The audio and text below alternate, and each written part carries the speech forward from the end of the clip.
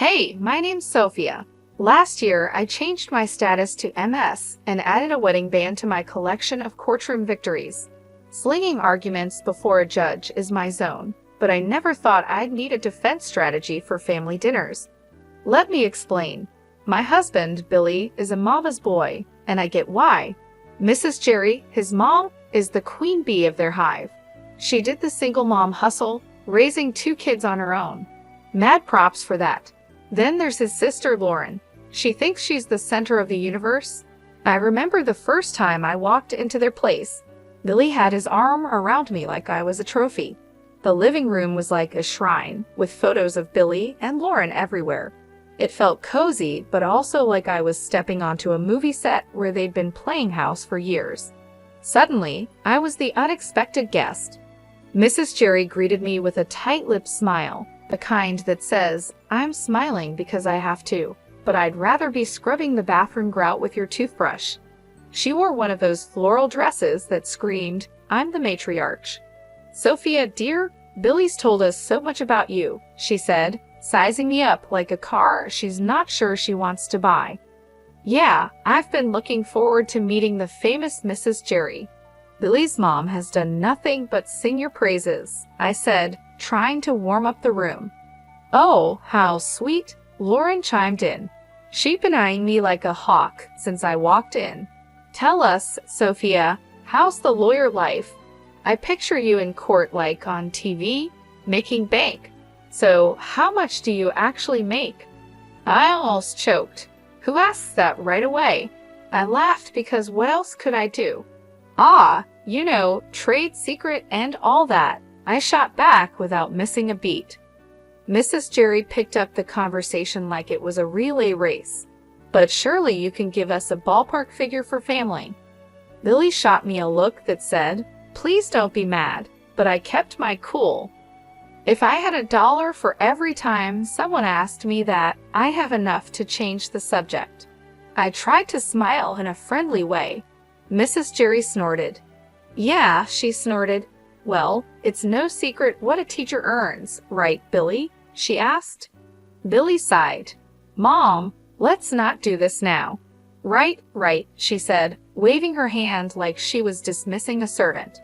"Anyway, you'll be like family now. Sharing is caring and all that." I glanced at Billy. He had his help me face on. I knew then I wasn't just marrying Billy. I was joining some kind of domestic Cold War. A couple of weeks later, I was standing in our kitchen, wearing an apron and cooking Mrs. Jerry's famous chili recipe. Mrs. Jerry and Lauren had this habit of dropping by unannounced like they forgot it wasn't their house. "Your chili needs more heat," Mrs. Jerry said, poking at the ladle, "and less salt. Watch your husband's blood pressure." "Got it," I replied, but inside I was rolling my eyes so hard I could see my brain. Lauren was there too, leaning back on a stool like she was royalty. "You see this spot, Sophia. Cleanliness is next to godliness, isn't it, Mom?" Lauren said.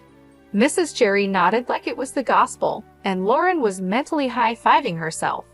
"Funny, I cleaned this place this morning," I said, wiping the spot off the counter. "Must have missed that one."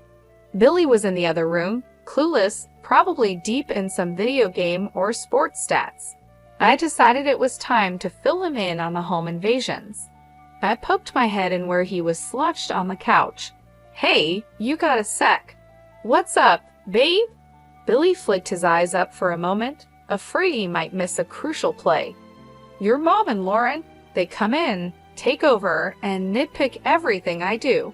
It's like they're looking for stuff to complain about," I said. "Ah, Sophia, they mean well? You know they're just..." Billy scratched his head. "I'll talk to them. They'll chill out."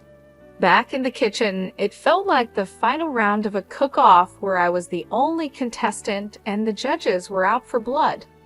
"So, Sophia, when's dinner?" "Billy must be starving," Lauren said, glancing at me like I was the help. "Whenever the chili decides it's ready," I replied. I respond, but I keep my voice light. It's a tricky situation. Dinner lands on the table, and I scan their faces. Mrs. Jerry stirs her food around, inspecting every bean like it holds the secret to the universe. Bit different from how I make it, Mrs. Jerry finally says. That's code for nice try, but you're no match for me. Billy dives in though. Bless him. Babe, this is awesome. Right, Ma? Lauren mutters, sure, and Mrs. Jerry just shrugs like she's agreeing with the worst food critic. After they leave, Billy is slapping his belly saying it's all good. I watch the door shut behind them, feeling tiny like I'm losing at a game I didn't sign up to play.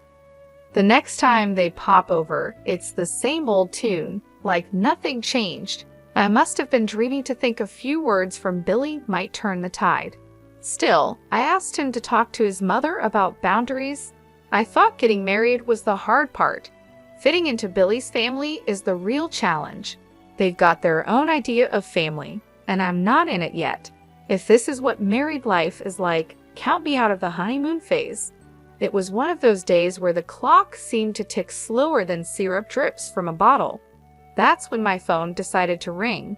Glancing at the caller ID, my heart sank. It was Mrs. Jerry again. Sophia. Her voice was stern, and it did nothing for my headache. You think you can just snatch Billy away from us, huh? Her words stung like vinegar on a paper cut. I glanced over at Billy, hoping he'd at least flinch at his mother's tone. Nothing. He's glued to the TV screen, a statue with a heartbeat. Mrs. Jerry, it's not like that. We're just trying to set up some boundaries, I said, my voice thin. Boundaries, she fumed. That's just a fancy word for shutting us out. You can't do that to us, to me. He's my son. I blinked back frustration. Billy was still silent, looking like someone shrunk his spine in the wash. Listen, it's normal for married folks to want their own space. I tried to keep the edge out of my tone. Space. He's never needed space before you came, she retorted sharply. Each word chipped away at my patience. That's when Billy decided to speak up, but not to back me up. No, Mom, everything's okay. Sophia's not, she's not being unreasonable, I guess, he said, but his voice was like wet cardboard. Billy, I just can't believe this. First, Lauren tells me Sophia is making a fuss over our visits, and now this. Mrs. Jerry sounded hurt, and Billy jumped on that. Lauren said that. Billy turned to me, eyebrows raised, as if I was the one causing trouble. Yeah, she did, and I think she's right. Family is family, Billy. You can't just turn your back on us. She pressed harder, knowing she was pulling him in. I saw my husband, the man I loved, deflate like a balloon 3 days after a party. The call ended with promises of another family meeting that felt more like a summit to discuss the terms of my surrender. After the call, it was as if nothing had happened. Billy settled back on the couch, resuming his championship in channel surfing. Mrs. Jerry continued her visits, each one a master class in thinly veiled jabs. And Lauren. She might as well have been a puppet master, always getting Billy's ear whenever she pleased. When word got back to me that Lauren was bad-mouthing me all over town, my blood boiled for a second, but I didn't let it get the best of me. I knew I had to handle this the right way. I waited for the right moment to deal with Lauren directly, and that moment came sooner than I thought. I found Lauren at the market on a Sunday morning, filling her basket with groceries. She didn't see me at first, but I walked right up to her, steady and strong. Lauren, I said. She looked up and rolled her eyes. What do you want, Sophia? We need to talk. It's about the stories you've been spreading. She snorted loudly, a smirk spreading across her face. Stories. I don't know what you're talking about. The rumors, Lauren. About me. Teresa's bossy, Teresa's this and that. Cut it out. She laughed, tossing an apple up and down in her hand. And what are you going to do if I don't? You think you can boss me around? I kept my cool. Listen, spreading lies isn't just mean, it's slander, and I won't stand for it. Lauren laughed again, louder this time. You're going to sue me. Get real, Sophia. You aren't got the stomach for that. People's reputations are at stake. I'm serious, Lauren. Keep it up, and yes, I will take legal action if I need to. The arrogance just poured off her as she leaned in close. You're in way over your head, little Miss City Lawyer. Going to take me to court. This isn't a joke, Lauren. I'm giving you a chance to stop this nonsense before it gets serious. She shoved her face closer to mine, a challenge plain in her expression. Bring it on, Sophia. Do your worst. With that, she spun on her heel, almost knocking over a display of canned beans, and left me standing there. Her laughter echoed through the aisle long after she was gone. I walked back home slower than usual, thinking everything over. Later that day, when my husband came back, I told him what happened. He was in the middle of taking his boots off, and he froze, one boot off, the other still on. You did what now? He asked. I told Lauren off. I threatened her with legal action if she doesn't stop spreading rumors. His face went red, then white. You couldn't just let it go. Why did you have to stir the pot, Sophia? I straightened up, because it's not right and I won't be walked over, not by her, not by anyone. We were silent for a while, both lost in our thoughts. It was clear this was more than a little family squabble.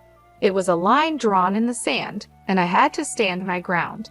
He just stood there with that same lost puppy look that's becoming permanent on his face. I threw myself onto the couch, fuming. The gossip might calm down for now, but Lauren is the kind of weed that keeps sprouting up. No telling when she'll start yapping again. And Billy? God knows if he'll ever find the guts to stand up to them. Right now, I just need to cool off and figure out my next move in this messy game they're all too eager to play. The whole mess with Lauren had me weighing my options like a pros and cons list in my head. I signed up for a life with Billy, not a daily soap opera with his family. And with things going from bad to worse, the word divorce started rattling around in my brain like loose change in a dryer. Then, as if on cue, Mrs. Jerry, the town's self-appointed gossip queen and Lauren's godmother, called me up. Sophia dear, she chirped like a bird that spotted a worm. We're throwing a little party for Lauren's engagement. It's happening at Giuseppina's next week. We'd love to see you there. The tone of her voice was all fake niceness, the kind that practically screams, I dare you to show up. After hanging up, I stared at the silent phone, thinking how this invite smelled like a setup. Billy was already on edge, and now this. I couldn't help but blurt out to him, guess who's got plans for us next week? He was sitting at the kitchen table, his forehead creased like he was trying to iron out a thought. Who's scheming now? Your sister's engagement party? I said. I say it straight out. We're invited, courtesy of Mrs. Jerry. Billy's face goes a shade paler, the crease deepening. Oh hell. Yeah, oh hell sounds about right. So what's the plan here, Billy? We going to roll over and play nice or what? He's quiet for too long, and I'm not having it. Come on, spit it out. Billy finally looks up, his eyes serious. Sophia, it's family. I think we should go.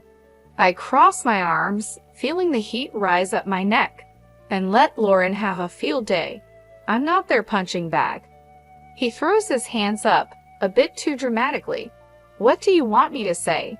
That's my sister Sophia. I lean in, my hands flat on the table. And I'm your wife. Does that not count for much these days? The word divorce is right there on the tip of my tongue, but I bite it back hard. Billy runs his hand through his hair, making it stand up like he's just had an electric shock. Of course it counts. Look, I'm stuck between a rock and a hard place here. I'm a heartbeat away from losing my cool. Well, guess what, sweetheart, so am I. I married you, not your constant need to please your family at my expense. Billy stands up, walks over, and takes my hands. They felt rough, all work and worry. Sophia, I love you. I do, and I hate that it's come to this. Let's not go to the party. You and me, we're a team, right? It struck me then that this was the first time in a long while he picked me over them without flinching. It felt like finding an oasis in the middle of the desert. That night, the thought of divorce quietly tucked itself away. Not gone, but sleeping like a dog with one eye always open. But it was enough for me to catch my breath, to maybe believe that we could find some solid ground again. Giuseppina's was hopping when we showed up, walls throbbing with too loud laughter and clinking glasses. I spotted Mrs. Jerry right away, sitting Queen Bee style at the biggest table with that I rule the world look. There was Billy's sister Lauren, all grins like she won the lottery, and her guy Andrew, a deer in headlights type trying to smile. His folks were with them too, stiff and awkward like they wandered into the wrong movie theater. Mrs. Jerry zeroed in on me the second we stepped in. "Sophia," she oozed, like I was a 6-year-old not playing nice, "you'll be taking care of the bill tonight, right? To show you're one of us." I nearly spit out my drink. "What? Why me?" The table's all ears now, and the air's thick with that, "Oh, this is going to be good" vibe. Mrs. Jerry stretches her smile. "Tradition, sweetheart. The newest family member always shows their commitment." My jaw clamps shut so fast I'm surprised I don't chip a tooth. Commitment. That sounds a whole lot like a shakedown. Everyone's perked up like they're hearing a whistle. And there she goes, Mrs. Jerry puffing up like I slapped her. "Excuse me, that's uncalled for."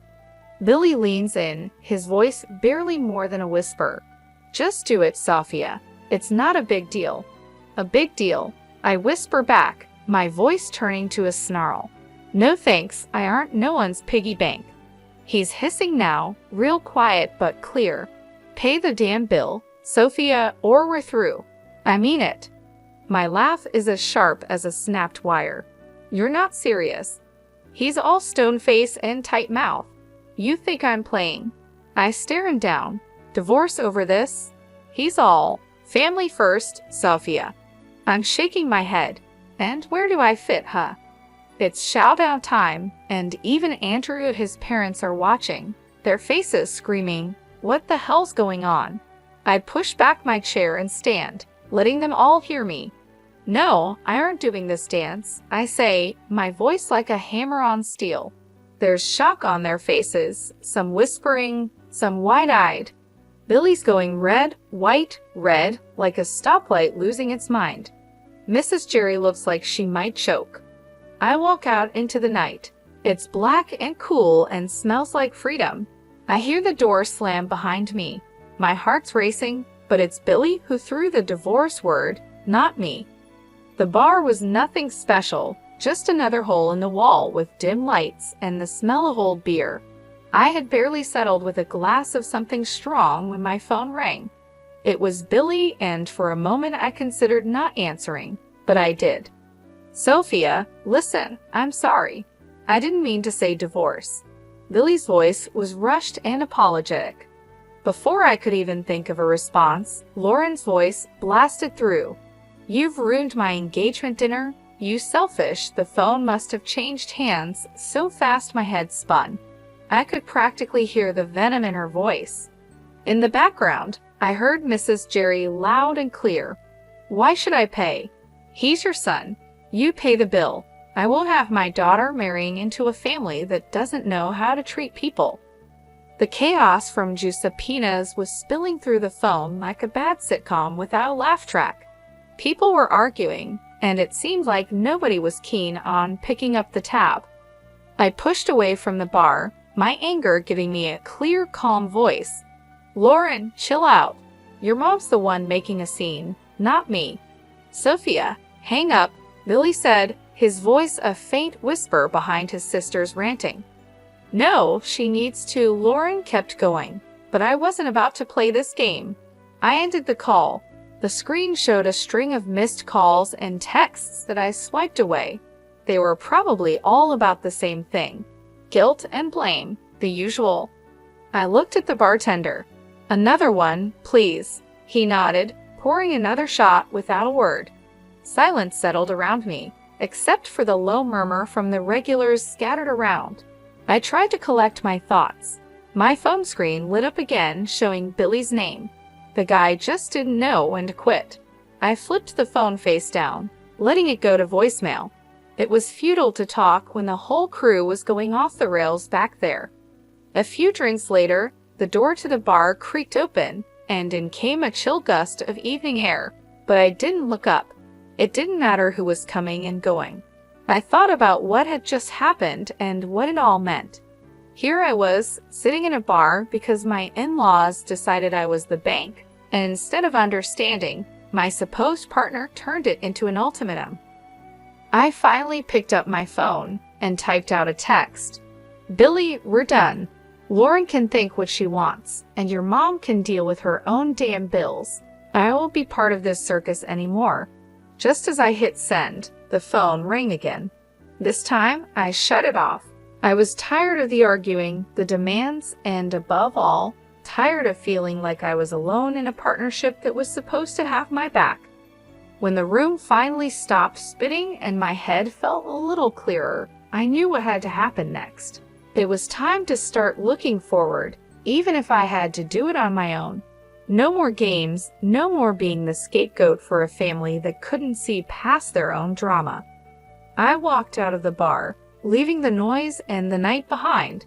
The air was getting colder, and the city lights were starting to blur into the coming darkness. The road ahead was uncertain, but for the first time in a long while, it was mine to take. What a mess that last evening was. The whole thing at the restaurant blew up bigger than anyone thought. The groom had had it up to here with the drama and ditched the engagement right then and there. You should have seen Lauren's face when he dropped that bomb. I can't believe it. No one saw it coming, least of all her. Then the mother-in-law lost it, screaming like a banshee. She was causing such a scene that the groom's family looked ready to call 911. She was yelling about disrespect and no consideration. It was pure chaos, like one of those trashy daytime shows where chairs start flying. Meanwhile, I was done. I filed for divorce and cut off all contact. I ignored Billy's calls and deleted his messages. The last I heard, he, his sister, and my former mother-in-law from hell are all holed up in the same house, probably driving each other crazy. As for me, it felt like I finally stopped holding my breath after years underwater. Life's simpler now, but that evening is still the talk whenever I bump into people from the old circle. It gets old, you know. So, here's the update for anyone who still cares. I'm living my best, most peaceful life. I'm sitting in my usual spot at the cafe down the street from my place, the one where the coffee is strong, and no one asks too many questions. The barista gives me a nod. "The usual?" he asks, like he's asking if the sky is up. "Yep," I say. That's what my days are like now, no fluff or meddling in laws. Work's a breeze when it's just that work. Free time is mine to enjoy without guilt trips or obligations. I curl up on my couch, the one piece of furniture that's followed me through all the moves.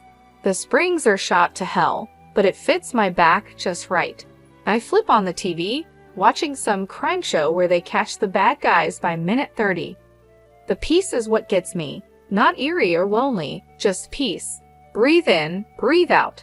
No more walking on eggshells or cleaning up family feuds. This is living. When I hit the pillow each night, it's with a sense of accomplishment. No pat on the back needed. I know my worth, and finally, I'm living like it. I'm eating my lunch when the phone dings a message from a number I don't know. Probably Billy using someone else's phone to reach out. I delete it without reading.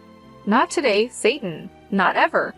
They used to say, "You'll regret this." But here I am, not a single regret in sight.